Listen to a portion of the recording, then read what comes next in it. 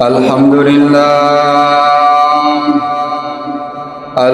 لله نحمده ونستعينه ونستغفره ونؤمن به ونتوكل عليه ونعوذ بالله من شرور أنفسنا من يهده الله فلا مضل له ومن يضلله فلا هادي له ونشهد أن لا إله إلا الله وحده لا شريك له ونشهد أن سيدنا وسندنا وحبيبنا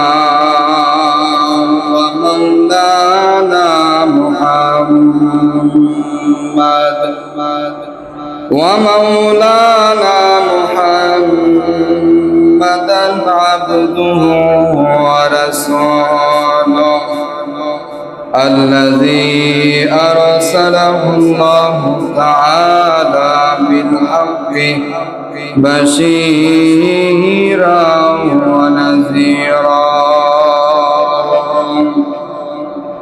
وداعيا إلى الله بإذنه وسراجا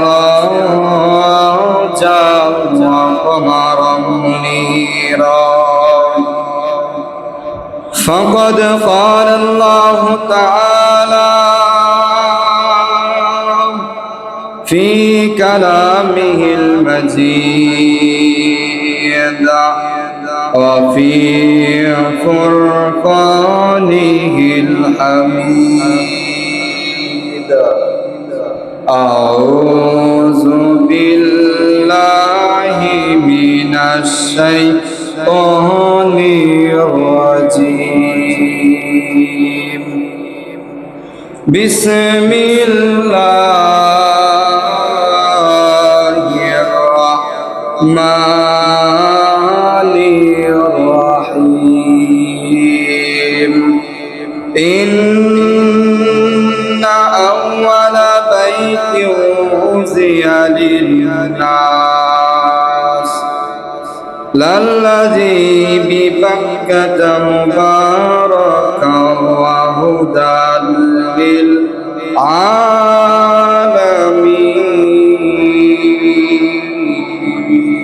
للعالمين وقال تعالى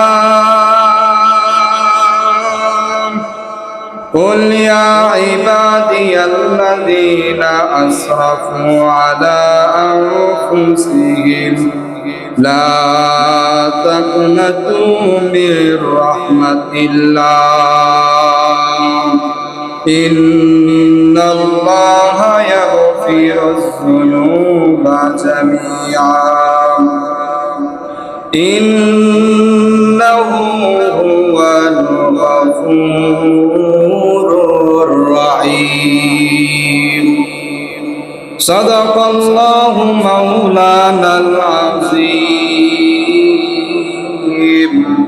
وصدق رسوله النبي الأمي الكريم ونحن على ذلك من الشاهدين والشاكرين والحمد لله رب العالمين وقال رسول الله صلى الله عليه وسلم الحج المبرور ليس له جزاء إلا الجنة وقال تعالى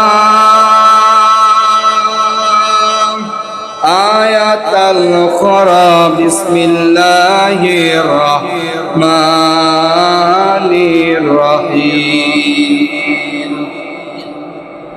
إن الله وملائكته يصلون على النبي يا أيها الذين آمنوا صلوا عليه وسلموا تسليما محبت درود إبراهيم قرين اللهم صل على محمد وعلى آل محمد كما صليت على إبراهيم وعلى آل إبراهيم إنك حميد مجيد اللهم بارك على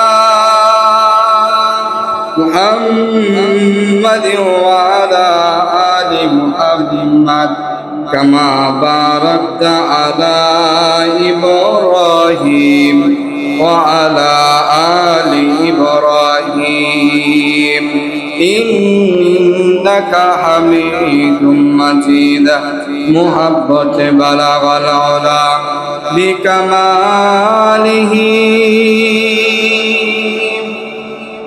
كشف الدجى بجماله أسنت جميع خصاله صلوا عليه وآله لا إله إلا الله جور لا إله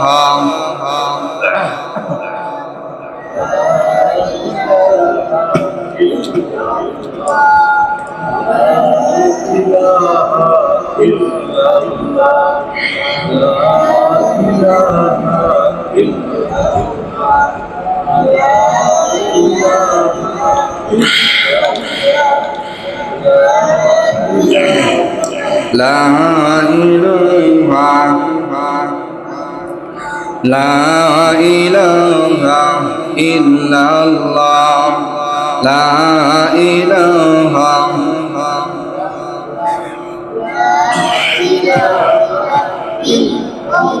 হায়রে বহু দূরে মদিনা কেমনে যাব জানি না দয়ার আল্লাহ দয়া কর নিয়ে যাও না মদিনা লা ইলাহা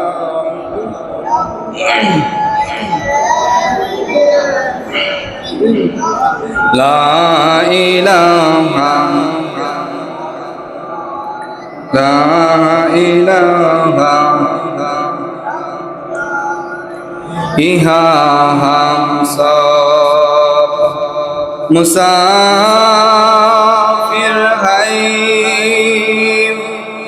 कबर आखी ठिकाना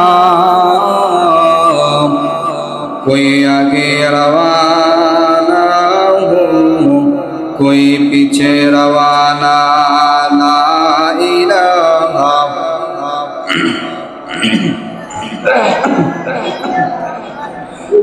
इल्लल्लाह ला इलाहा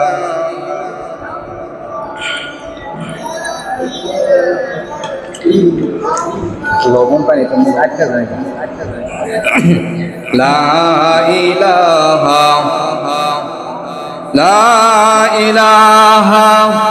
इल्लल्लाह मुहम्मदुर रसूलुल्लाह সাল্লাল্লাহু আলাইহি ওয়াসাল্লাম সকলেই আমরা পড়ি সাল্লাল্লাহু আলাইহি ওয়াসাল্লাম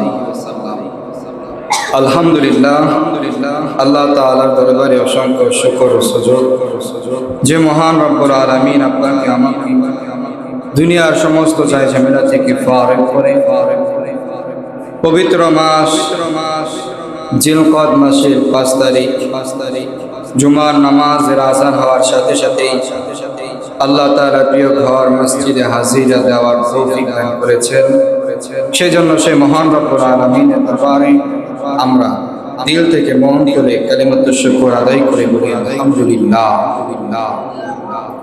আরো শুকরিয়া আদায় করি সেই মহান রব্বুল আলামিনের দরবারে যে মহান রব্বুল আলামিন আপনাকে আমাকে সুস্থতার নিয়ামত সুস্থতার জীবন যাপন করার তৌফিক দান করেছেন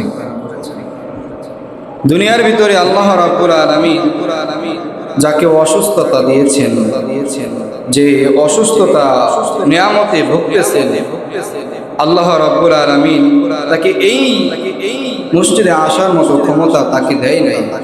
এমনও অনেক মানুষ আছে হাসপাতালের বেডে শুয়ে আছে, এমনও অনেক মানুষ বিছানার ভিতরে শুয়ে আছে, কিন্তু মসজিদে আসার মতো তৌফিক তাদের হয় নাই।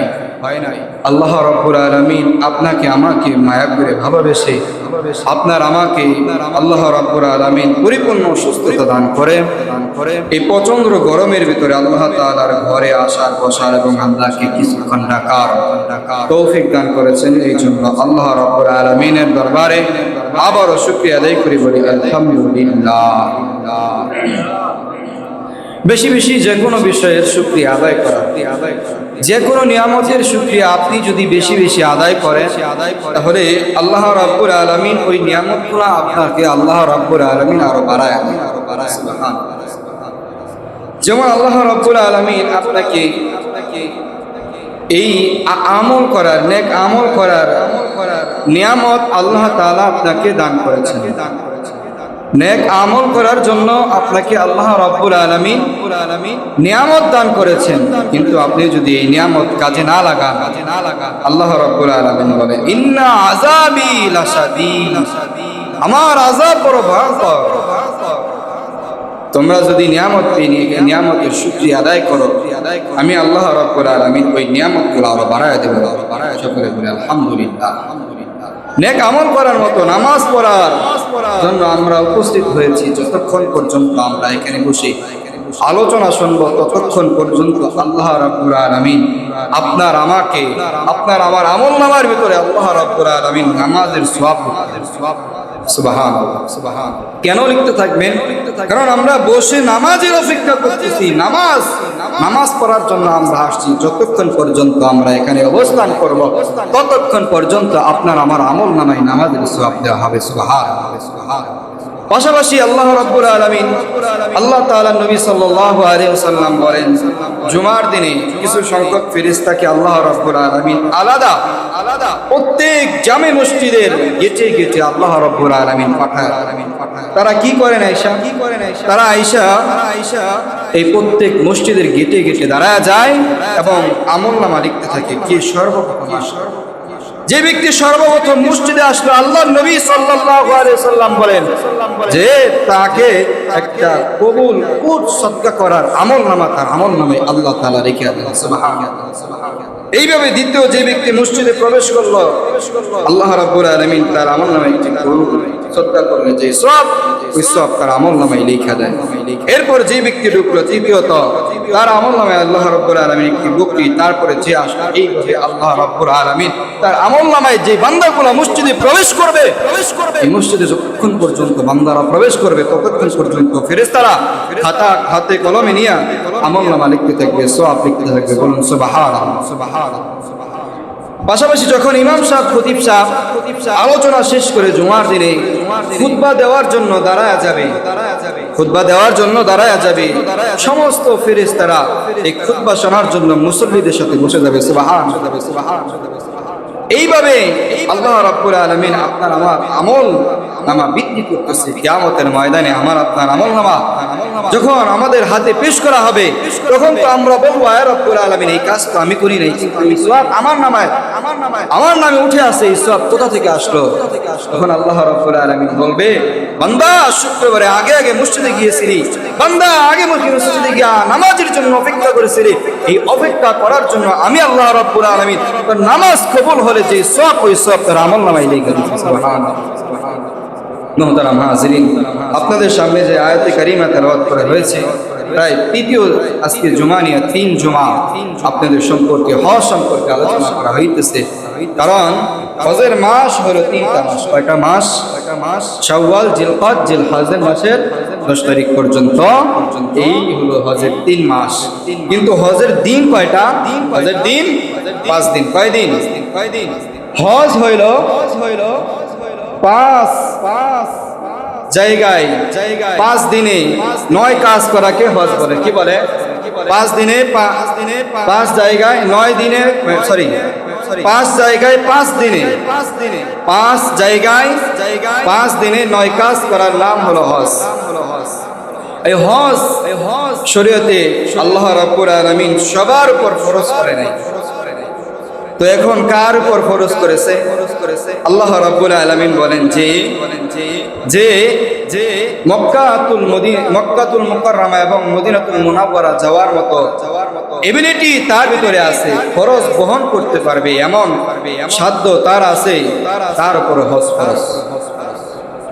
কিন্তু আমাদের সমাজে দেখা যায় লক্ষ লক্ষ কোটি কোটি টাকার মালিক আমি, কিন্তু এখনো পর্যন্ত হজে যাওয়ার তৌফিক তাদের হয় নাই। কথা বলেন ঠিক কিনা?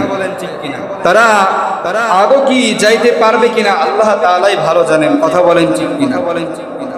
তো অনেকেই প্রবাদ কথা আছে যে আল্লাহ রাব্বুল আলামিন যাকে ধন দিয়েছে তো মন দেয় নাই। কথা বলেন ঠিক? যাকে ধন দিয়েছে তো মন দেয় নাই, তো আল্লাহ রাব্বুল আলামিন যাকে মন দিয়েছে তো তাকে ধন দেয় নাই। কথা বলেন ঠিক কিনা? আমার আপনার স্বপ্ন আছে মদিনাতে যাওয়ার, মক্কাতে যাওয়ার, নবীর রওজায় পাশে যায়া সালাম পেশ করার আমাদের স্বপ্ন আছে কি নাই? এই স্বপ্ন কিয়ামত পর্যন্ত, অর্থাৎ আপনার ইন্তেকাল মরণের আগ পর্যন্ত আপনি স্বপ্ন দেখে যাবেন। আপনার স্বপ্ন যদি সত্য হয়, আপনার নিয়ত যদি সঠিক হয়, আল্লাহ রাব্বুল আলামিন আপনাকে আমাকে একদিন না একদিন ওই হজ করায় নিয়ে আসবে। সুবহানাল্লাহ।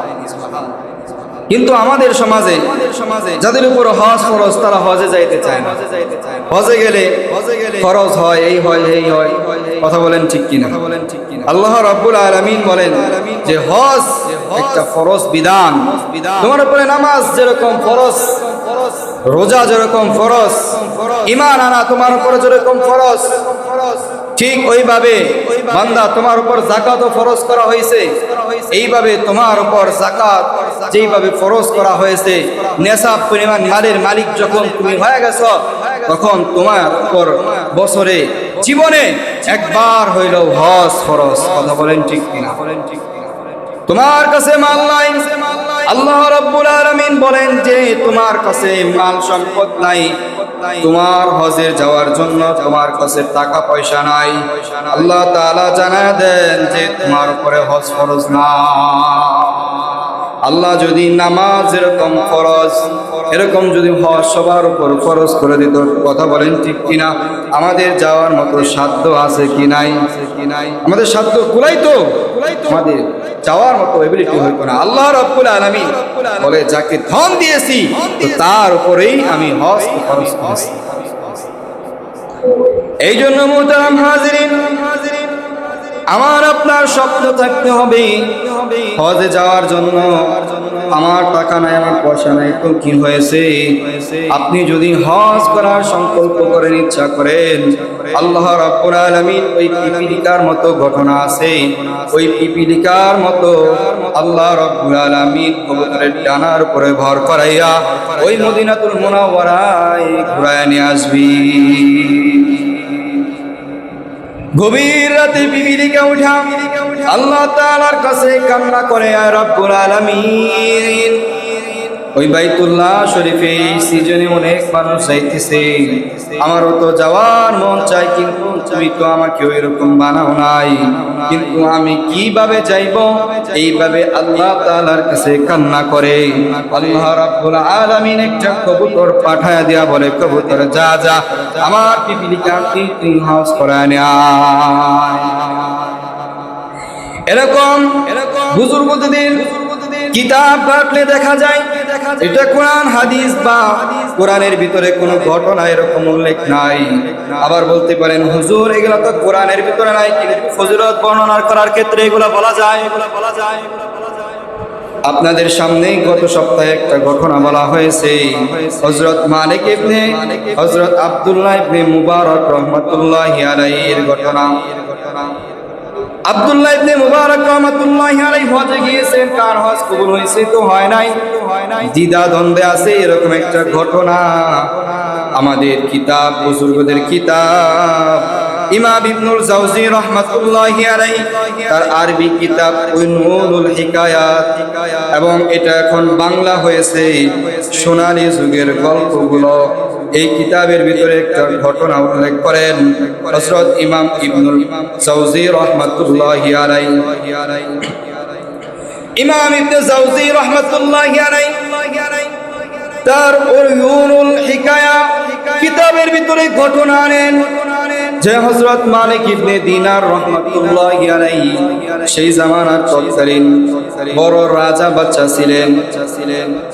সে ওই সিজনের সময় হজ করতে আসলেন, হজযাত্রী হজ করতে আসলেন, মদিনার ভিতরে চলে আসছে, মক্কার ভিতরে চলে আসছে।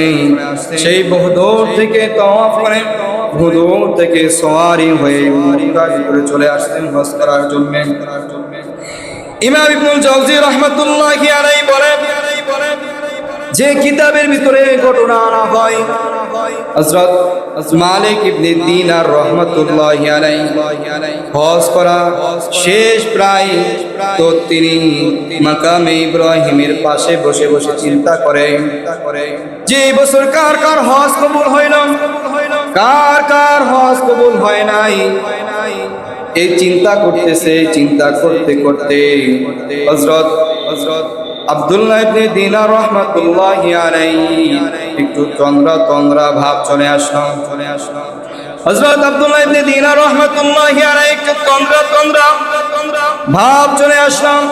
ভাব যখন চলে আসছে, মালিক ইবনে দিনার রাহমাতুল্লাহি আলাইহি বলেন যে আমি ঘুমায় গেছি, ঘুমের ভিতরে স্বপ্ন দেখি, ঘুমের ভিতরে স্বপ্ন দেখতেছি যে আল্লাহ তাআলা আমাকে বলতেছে এ মালিক ইবনে দিনার, কার হজ কবুল হয়েছে কার হয় নাই এটা নিয়ে তোমার চিন্তা করা লাগবে না। সোনালী যুগের গল্পগুলোর ভিতরে ঘটনা আনা হয়। মালিক ইবনে দিনার রাহমাতুল্লাহি আলাইহি স্বপ্ন দেখেন, স্বপ্ন দেখতেছে আল্লাহ তাআলা বলেন যে তোমার এই বিষয় নিয়ে চিন্তা করতে হবে না, কার হজ কবুল হয়েছে কার হজ কবুল হয় নাই। তুমি তোমার হজ নিয়ে থাকো, তুমি তোমার আমল নামা নিয়ে থাকো। সে চুপচাপ রইলেন। আল্লাহ তাআলা পাশাপাশি জানা দিলেন, ও মালিক ইবনে দিনার, শুনে নাও, এই বছর যতজন হজ করেছে সবারই হজ কবুল হয়েছে, কিন্তু একজনের হজ কবুল হয় না। গত সপ্তাহে বলা হয়েছিল কার হজ কবুল হয়েছে, তার আগের সপ্তাহে বলা হয়েছে একজন হাজির কারণে 6 লক্ষ হাজির হজ কবুল হয়েছে। আর বলা হয়েছিল গত সপ্তাহে যে দান করার কারণে তার আল্লাহ রাব্বুল আলামিন সে আর হজে যাইতে পারে নাই। আব্দুল্লাহ ইবনে মুবারক রাহমাতুল্লাহি আলাইহি তার যে হজের টাকা ছিল, হজের টাকা দান করে দিয়েছিল, সে আর হজে যায় নাই। হজে না যাওয়ার কারণে তার বন্ধুরা হজে চলে গেছে। চলে যাওয়ার পর হজ থেকে যখন ফিরে আসতে আয়েশা বলে যে মালিক আব্দুল্লাহ ইবনে মুবারক রাহমাতুল্লাহি আলাইহিকে ডাক দেয়া বলে, এ আব্দুল্লাহ ইবনে মুবারক, আমি তো বলছিলাম হজে যাইবা না, কিন্তু তোমাকে দেখলাম তুমি শয়তানকে পাথর মারতেছো, মারার সময় এই যে তোমার কঙ্কর পড়ে গেছিল, এই কঙ্কর উঠিয়ে দিলাম, তারপর কঙ্কর মারলা, তারপর তো তোমারে আর দেখলাম না। আব্দুল্লাহ ইবনে মুবারক রাহমাতুল্লাহি আলাইহি বলে, আমি তো হজেই যাই নাই। গত সপ্তাহে এই ঘটনা বলা হয়েছিল, আমি তো হজেই যাই নাই, কোথা থেকে আমি পাথর মারবো। এইভাবে আল্লাহ রাব্বুল আলামিন গরীবদেরকে, তার পাশে যারা ছিল গরীব মিসকিন, তারা ঘোড়ার গোশতকে খাওয়ার কারণে, তাদেরকে দান করার কারণে আল্লাহ রাব্বুল আলামিন তাকে কবুল হজ করায় নিয়ে আসছেন। আর আজকে বলা হবে যে ওই সোনালী যুগের একটা গল্প হযরত ইমাম ইবনে জাওজি রাহমাতুল্লাহি আলাইহি ঘটনা বর্ণনা করেন। হযরত মালিক ইবনে দিনার রাহমাতুল্লাহি আলাইহি স্বপ্ন দেখে যে সবারই হজ কবুল হয়েছে, কিন্তু একজনের হজ কবুল হয় না। স্বপ্নের মধ্যে জিজ্ঞাসা করা হলো কার হজ কবুল হয় নাই। বলতেছে ওই অমুক ব্যক্তি যার নাম মুহাম্মদ ইবনে হারুন বলখি, মুহাম্মদ ইবনে হারুন বলখির হজ কবুল হয় নাই। বলতেছে তাকে কোথায় পাবো? বলবে যে তাকে মাকামে ইব্রাহিমের ভিতরে পাইবা। মাকামে ইব্রাহিম। যখন তার ঘুম ভেঙে গেছে, মালিক ইবনে দিনার রহমাতুল্লাহি আলাইহির তন্দ্রা ঘুম যখন ভেঙে গেছে, স্বপ্ন ভেঙে গেছে, ভেঙে যাওয়ার পর দেখতেছি, হায় আমি তো স্বপ্ন দেখেছি, স্বপ্নের ভিতরে সবারই হজ কবুল হয়েছে, কিন্তু একজনের হজ কবুল হয় নাই।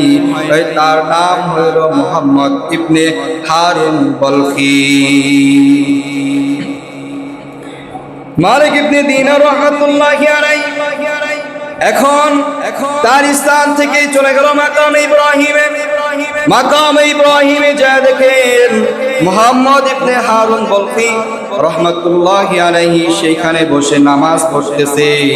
তাদেরকে ওই জায়গার স্থানের যে সব লোক ছিল, আশেপাশের যারা মানুষ ছিল, তাদেরকে জিজ্ঞাসা করা হলো যে তোমরা কি মুহাম্মদ ইবনে হারুন বলখিকে চেনো নাকি? বলতেছে মুহাম্মদ ইবনে হারুন বলখিকে চিনি, ওই যে মুহাম্মদ হারুন বলখি নামাজ পড়ে। বলতেছে আচ্ছা ঠিক আছে, তোমরা তোমাদের কাজ করো, তোমরা তোমাদের আমল করো। মালিক ইবনে দিনার হাঁটি হাঁটি পাক হয়ে ওই মুহাম্মদ ইবনে হারুন বলখির কাছে চলে গেলেন। মুহাম্মদ ইবনে হারুন বলখি সেইখানে যায় দেখেন মুহাম্মদ ইবনে হারুন বলখি তার একটা হাত কাটা, ডান হাত কাটা। মালিক ইবনে দিনার রহমাতুল্লাহি আলাইহি দেখতেছে তার ডান হাত কাটা, এবং আসামিদেরকে যেইভাবে শিকল দিয়া বেরি পরানো হয়, পায়ের ভিতরে গলার ভিতরে এইভাবে শিকল বেরি বাঁধানো। মুহাম্মদ ইবনে হারুন বলখির এই অবস্থা দেখে আব্দুল্লাহ ইবনে দিনার রহমাতুল্লাহি আলাইহি বলতেছে যে আমি তার অবস্থা পর্যবেক্ষণ করলাম। আমি যখন তার অবস্থা পর্যবেক্ষণ করলাম, আমি দেখতেছি যে তার অবস্থা পর্যবেক্ষণ করলাম, সে নামাজ পড়তেছে।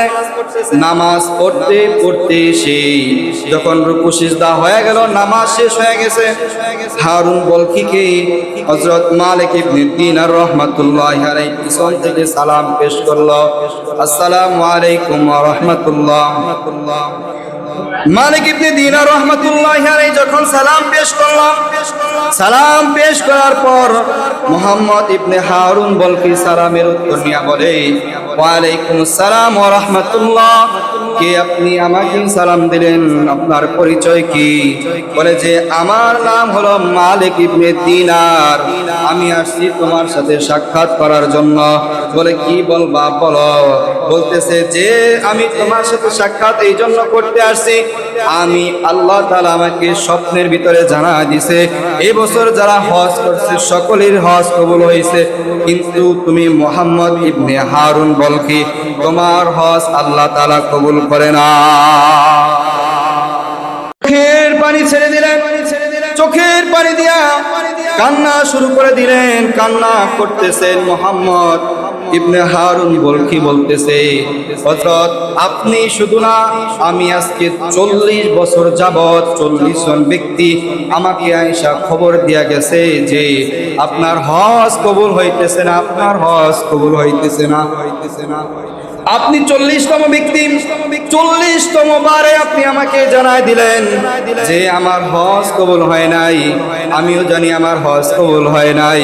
আমি যখন তাওয়াফ করি, লাব্বাইক আল্লাহুম্মা লাব্বাইক, লাব্বাইক লা শারীকা লাক লাব্বাইক, ইন্নাল হামদা ওয়ান নি'মাতা লাক ওয়াল মুলক লা শারীকা লাক, এইভাবে যখন আমি তালবিয়া পাঠ করি, লাব্বাইক আল্লাহুম্মা লাব্বাইক বলি, আমাকে গায়বী আওয়াজ দেয়া বলে লা লাব্বাইক লা লাব্বাইক।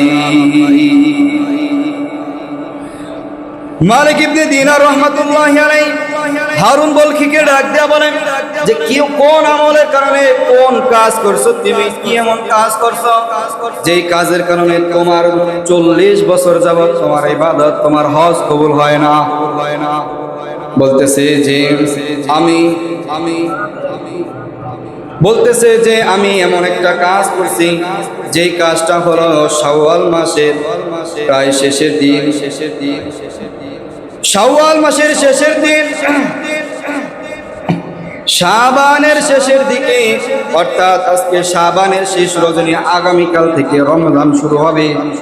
ওই দিনে আমি মদ পান করতাম, মদ পান করে আমি বাড়িতে ফিরছি মাতার অবস্থায়। হারুন বলখি এটা বলতেছে, মালিক ইবনে দিনারকে এই ঘটনা বলতেছে যে আমার ইবাদত কেন কবুল হয় না শোনো। আমি মদ পানীয় ছিলাম, আমি মদ পান করতাম। আমি শাবানের শেষের রজনীতে, আগামীকাল রমাদান, ওই রজনীতে আমি মদ পান করে বাড়িতে আসছি। বাড়িতে আসার পর আমি মাতলামি করতেছি, মাতলামি করে করে আমি যখন ঘরে প্রবেশ করি, আমার মা পিছন থেকে ডাক দিয়ে বলেন, আজকে হলো শাবানের শেষ দিন, আগামীকাল থেকে মানুষ রোজা রাখবে, হাজার হাজার মানুষ রোজা রাখবে, লক্ষ লক্ষ মানুষ রোজা রাখবে।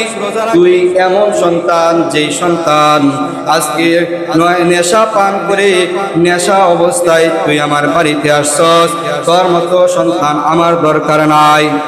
যখন এই কথা বলছে হুজুর শোনেন, আমার মাথা এমনি তো গরম, আমি তো এমনি নেশা অবস্থায় আছি, মাতলামি করতেছি। আমি আমার মাকে আমার ডান হাত দিয়ে একটা আঘাত করলাম। আমি আমার মার মুখের ভিতরে যখন আঘাত করছি, আমার মা, বৃদ্ধা মা, বয়স হয়ে গেছে, আমার খুশি খেয়ে, আমার আঘাত খেয়ে আমার মা পিছন থেকে পড়ে গেছে। বলতেছে শুধু তাই না, ওইখানে পড়ে বলতেছে যে এমন সন্তান যেন কার না হয়। আয় রব্বুল আলামিন, আজকে যে হাত দিয়ে আমাকে আঘাত করছে, আয় রব্বুল আলামিন, একদিন ওই হাত নরম ছিল, ওই হাতে আমি শত শতবার, লক্ষ লক্ষ বার চুমা খাইছি, ওই হাত দিয়ে আমাকে আঘাত করছে।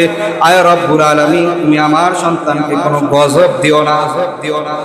এই কথা যখন বলছি হুজুর, আমি তো এমনি মাতলামি করতেছি, আমার মাথা আরো গরম হয়ে গেল। আমি সামনের দিকে অগ্রসর হইয়া আমার মাকে আমি কোলে নিয়া, আমাদের একটা উনুনের চুলা আছে, ওই চুলার ভিতরে আমরা গম সিদ্ধ করে, গম ভাইজা আমরা ওইটা দিয়ে আটা বানাইতাম। ওই উনুনের চুলার ভিতরে আগুন জ্বলতেছে দাও দাও করে। আমি আমার মাকে কোলে করে নিয়া, আমি আমার মাকে কোলে করে নিয়ে ওই আগুনে নিক্ষেপ করলাম। নিশা অবস্থায় যখন আমি নিক্ষেপ করলাম, তখন তো আমি মাতলামি করতেছি, আমার এতটা সেন্স নাই আমি কি করছি। তো আমি যখন আমার মাকে ওই আগুনের ভিতরে নিক্ষেপ করছি, নিক্ষেপ করার পর আমি আমার রুমের ভিতরে চলে গেছি। হুজুর সকালবেলা উঠে দেখি আমার রুমের বাহির থেকে সিটকারি মারা, আমার রুমের বাহির থেকে তালাবদ্ধ করা, বাহিরে থেকে আমার স্ত্রী আমার ঘরের ভিতরে বাহিরে তালা দিয়ে দিয়েছে, আমাকে যেন বাহিরে না আসতে দেয়। তো আমি বাহিরে আমার জানালার ফাঁকা দিয়ে তাকায় দেখলাম যে আমার স্ত্রী, আমার বিবি, আমার মার ওই চুলার পাশে দাঁড়ায়া দাঁড়ায়া কান্না করতেছে আর বলতেছে, আয় রব্বুল আলামিন, এমন সন্তান যেন কোনো মায়ের গর্ভে না হয়। যেই মা এত 10 দিন 10 মাস 10 দিন গর্ভে ধারণ করলাম, ওই মারে যেই সন্তান আগুনে নিক্ষেপ করে, ওটা কোনো সন্তান হতে পারে না। কথা বলেন ঠিক কিনা? আমাদের সমাজে এমন মানুষ আছে যারা মা বাবার সাথে খারাপ আচরণ করে। মুহতারাম হাজরিন, আপনি যদি মা বাবার সাথে খারাপ আচরণ করে যদি হাজারো সিজদা দেন, একটা সিজদাও আল্লাহ তাআলার কাছে কবুল হবে না। এমনও দেখা যায় ঢাকা শহরের ভিতরে মা বাবা তাকে বৃদ্ধাশ্রমে, কথা বলেন ঠিক কিনা? মা বাবার আশ্রয় হয় বৃদ্ধাশ্রমে, আর ছেলে, ওই ছেলেকে এত সুন্দর করে মানুষের মতো মানুষ বানাইলো। এমন জরিপ আছে নেটের ভিতরে, যা দেখে ছেলেকে মা তাকে এমন ভাবে ডিগ্রি করেছে, সে আইনজীবী হয়েছে। আইনজীবী হওয়ার কারণে তার বিবির কথা অনুযায়ী মাকে বৃদ্ধাশ্রমে রেখে আসছে। এই জন্য মুহতারাম হাজরিন, মা বাবার সাথে খারাপ আচরণ করা যাবে না, মা বাবার সাথে ভালো আচরণ করতে হবে। কথা বলেন ঠিক কিনা? হারুন বলখি বলতেছে, আমি যখন আমার মাকে নিক্ষেপ করছি, আমার মাথায় সেন্স ছিল না। সকালবেলা আমি যখন ঘুম থেকে সকালবেলা যখন আমার নেশাটা একটু কাটছে, তো আমি আমার বিবিকে বললাম, আমার দরজা খুলে দাও। দরজা যখন খুলে দেওয়া হয়েছে, আমি যাই দেখি আমার মার হাড্ডি মাটি সবকিছু চুলার ভিতরে জ্বলতেছে। তো আমি যখন এই ঘটনা দেখলাম, দৌড়ায় ঘরের ভিতরে চলে গেলাম। হুজুর, আমি যখন এই ঘটনা দেখলাম, আমার মার হাড্ডি দেখা যায়, কঙ্কাল দেখা যায়, আমি দৌড়ে আমি আমার রুমের ভিতরে চলে গেলাম। আমার রুমের ভিতরে কোরাল ছিল, কোরালটা নিয়ে আসলাম। কোরালটা নিয়ে আইসা আমি আমার এই বাম হাত দিয়া কোরালটা ধরছি। এই হাত দিয়া আমি আমার ডান পাশে হাতটাকে আমি কোরাল দিয়া এক কুপে আমার হাতটাকে নামায় দিছি। নামাই দেওয়ার পর আমার 5,000 দিরহাম ছিলাম, 5,000 দিরহাম আমি সদকা করে দিলাম মার নামে। আমি 5,000 দিরহাম আমি দান করে দিলাম। আমি যখন দান করে দিলাম, আমার যত টাকা পয়সা আছে আমি আমার গ্রাম শহর ছেড়ে আমি মক্কাতুল মুকাররমা মদিনার ভিতরে চলে আসছি। মাকামে ইব্রাহিম এমন একটা স্থান, ওই স্থানে যেখানে ওই স্থানে দাঁড়ায় যে দোয়া করবে আল্লাহ রাব্বুল আলামিন তার দোয়া কবুল করে নিবি। হুজুর, এই জন্য আমি মাকামে ইব্রাহিমে আজকে 40 বছর যাবত হজ করতেছি। 40 বছর যাবত আমি এখানে অবস্থান করতেছি হুজুর। তাই না, আমি রাত্রিবেলা আল্লাহ তাআলার তাহাজ্জুদের নামাজে দাঁড়ায় থাকি, আর দিনের বেলা আমি না খায়া থাকি, অর্থাৎ আমি দিনের বেলা রোজা রাখি। আল্লাহ তাআলার কাছে তওবা ইস্তেগফার করি, আল্লাহ তাআলা যাতে আমাকে মাফ করে দেয়, মাফ করে দেয়। যখন এই কথা বললেন, বলার পর ওই হারুন বলখিকে মালিক ইবনে দিনার রহমাতুল্লাহি আলাইহি সাথে করে মদিনার ভিতরে চলে গেছেন। মদিনায় যাওয়ার পর রওজার পাশে দাঁড়ায়া আল্লাহর নবী সাল্লাল্লাহু আলাইহি সাল্লামকে সালাম পেশ করলেন। আল্লাহর নবী সাল্লাল্লাহু আলাইহি সাল্লামকে যখন সালাম দিলেন, সালাম দেওয়ার পর বলতেছে, আল্লাহর নবী, এই যে হারুন বলখি আজকে 40 বছর যাবত হজ করতেছে, হজ কবুল হয় না, মার সাথে বেয়াদবি করেছে, আল্লাহ তাআলার কাছে আয়েশা মাফ চাইতেছে, তওবা করতেছে 40 বছর যাবত, তো তওবা কবুল হয় না। আপনি একটু দরখাস্ত করেন আল্লাহ তাআলা যেন একে মাফ করে দেন, মাফ করে দেন। এই কথা বলে উভয় ওখানে ওই স্থানের ভিতরে ঘুমায় গেলেন।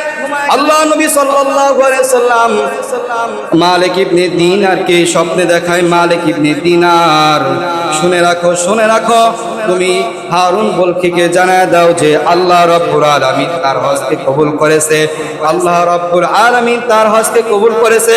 কিয়ামতের ময়দানে আল্লাহ রাব্বুল আলামিন যখন লিমানিল মুলকুল ইয়াউম আওয়াজ দিয়া বিচার শুরু করবেন, ওই বিচার দিনে আল্লাহ রাব্বুল আলামিন এই মা আর সন্তানকে একসাথে বিচার করবে। তাই তখন আল্লাহ তাআলা মার ভিতরে, মার অন্তরের ভিতরে আল্লাহ রাব্বুল আলামিন মায়া ঢেলে দিবেন। মা তখন দরখাস্ত করবে, আয় রব্বুল আলামিন, আমার সন্তান বুঝে নাই, আমার সন্তান না বুঝে কাজ করেছে, আয় রব্বুল আলামিন তাকে মাফ করে দেন, মাফ করে দেন। মার সুপারিশে আল্লাহ রাব্বুল আলামিন তাকে মাফ করে দিবে। মা ছেলে উভয় জান্নাতে চলে যাবে। আল্লাহু আকবার। মুহতারাম হাজিরিন, এই ঘটনা বলার উদ্দেশ্য দ্বারা আমাদের একটাই উদ্দেশ্য হলো যে আমরা যত ইবাদতই করি না কেন, যত আমলই করি না কেন, যদি মার সাথে বাবার সাথে যদি আমার আপনার সম্পর্ক খারাপ হয়, তাহলে যত ইবাদত করেন সমস্যা নাই, আপনার একটা সিজদাও কবুল হবে না। এই জন্য মুহতারাম হাজিরিন, আমার আপনার ইবাদত যদি কবুল হইতে হয়, তাহলে আল্লাহ তাআলার এই আইন, অর্থাৎ মা বাবার সাথে আমাদের ভালো সম্পর্ক রাখতে হবে, মা বাবাকে আমাদেরকে দেখে রাখতে হবে। কথা বলেন ঠিক কিনা? মা বাবার সাথে খারাপ আচরণ করা যাবে? মা বাবার সাথে খারাপ আচরণ করা যাবে? মা বাবার সাথে খারাপ আচরণ করা যাবে না, ভালো ব্যবহার করতে হবে তাদের সাথে। মুহতারাম হাজিরিন, এই ঘটনার উদ্দেশ্য হলো যে এই ব্যক্তির হজ মা বাবার সাথে বেয়াদবি করার কারণে হজ কবুল হয় না। এরকম আপনি যদি মা বাবার সাথে বেয়াদবি করেন, মা বাবার সাথে খারাপ আচরণ করেন, আপনি যত ইবাদত করেন আপনার ইবাদত আল্লাহ তাআলার কাছে কবুল হয় না, কবুল হয় না। এই জন্য মুহতারাম হাজিরিন, আমরা যথাযথ চেষ্টা করব মা বাবার সাথে ভালো ব্যবহার করার জন্য। কথা বলেন ঠিক? কথা বলেন। মা বাবার সাথে ভালো ব্যবহার করলে খুশি হয় কে? আল্লাহ তাআলা। এই জন্য আল্লাহ রাব্বুল আলামিন আমাদের প্রত্যেককে মা বাবার সাথে ভালো আচরণ করার তৌফিক দান করুন। সকলে বলেন আমিন। এবং যাদের সাধ্য আছে আল্লাহ রাব্বুল আলামিন সাধ্য অনুযায়ী হজ করার তৌফিক দান করুন। সকলে বলেন আমিন। আমরা যাদের সাধ্য নাই, আমরা শুধু দোয়া ছাড়া আমাদের আর কোনো গতি নাই, নিয়ত ছাড়া, সংকল্প ছাড়া আমাদের আর কোনো গতি নাই। আমরা নিয়ত করি আল্লাহ রাব্বুল আলামিন যেন আমাদের নিয়তকে কবুল করে আমাদের যেন জীবনে একবার হইল মক্কাতুল মুকাররমা মদিনাতুল মুনাওয়ারায় যাওয়ার তৌফিক দান করে। সকলে বলেন আমিন। মুহতারাম হাজিরিন, আপনাদেরকে প্রতি জমাই কষ্ট দেওয়া হয়। এমন কে আছে আমি আমার মার জন্য, আমি আমার বাবার জন্য মসজিদে 500 টাকা দিলাম। আমার মা দুনিয়াতে নাই, আমার বাবা দুনিয়াতে নাই। এই যে হারুন বলকে কথা বলা হইল, মার সাথে খারাপ আচরণ করতে করার পর নিজেকে অনুতপ্ত কইরা 5000 দিনার আল্লাহ তাআলার রাস্তায় দান করলেন। সুবহানাল্লাহ। তৎক্ষণিক লক্ষ লক্ষ কোটি কোটি টাকা তৎক্ষণিক যুগের আল্লাহ তাআলার রাস্তায় সদকা করে দিয়েছে। এটা আল্লাহ তাআলার ঘর না? কথা বলেন ঠিক কিনা? আল্লাহ তাআলার ঘর না? এই ঘরে দান করলে আমার আপনার দান ওই কবরে যাবে কি যাবে না? এই জন্য মুহতারাম হাজিরিন বলি, আমি আমার মার জন্য বাবার জন্য 500 টাকা দিলাম। কিয়ামত পর্যন্ত আপনার কবরে, আপনার মা বাবার কবরে আমল নামা যাইতে থাকবে। কথা বলেন 500 টাকা বলি, মার কথা স্মরণ করি, বাবার কথা স্মরণ করি, বলি আমি আমার মার জন্য, আমি আমার বাবার জন্য, এই মসজিদে দিলে, এই মসজিদ যতদিন পর্যন্ত থাকবে ততদিন পর্যন্ত আপনার আমার নামার আমল নামাই এর সওয়াব যাবে। কথা বলেন নাই কেউ আল্লাহ রাব্বুল আলামিন আমাদের প্রত্যেককে সহিহ বুঝ দান করুন। সকলে বলেন আমিন। আমরা যারা সুন্নাত পাইনে চাই তবে জন্য করে নিই।